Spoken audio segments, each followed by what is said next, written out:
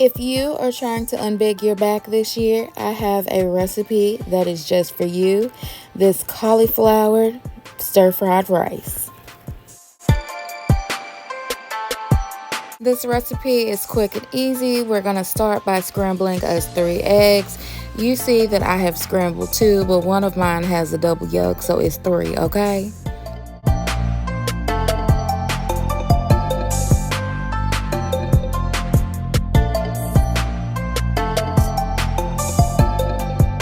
Once your egg is fully cooked, you're going to just chop it up a little and then move it to the side, and we are going to start on our cauliflower rice. We are going to saute some onion and garlic and ginger in some butter, and then we are going to add in our frozen carrots and our peas, and we are going to cook them fully. You're going to bring the heat up to medium high, and you are going to add in 2 bags of the cauliflower rice. You want to cook this on a semi-high heat, that way your rice does not get mushy. And then we're going to add a tablespoon of this oyster sauce and about 1/4 cup of soy sauce, and we're going to add our egg back in there.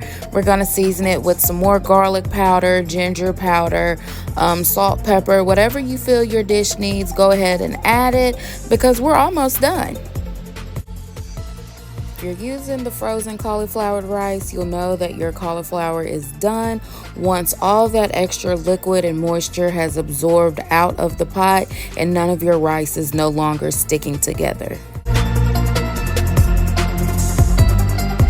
All right, you guys, that is it. You can dish it up and serve it by itself, or you could serve it however you like to eat your fried rice.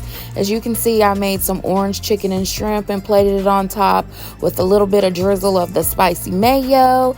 I will say that this does taste very similar to fried rice, but it is not going to stick to your ribs the way fried rice does and keep you full as long, but it's definitely a great low-carb option. Thank you guys for watching, and I'll see you guys next time. Bye!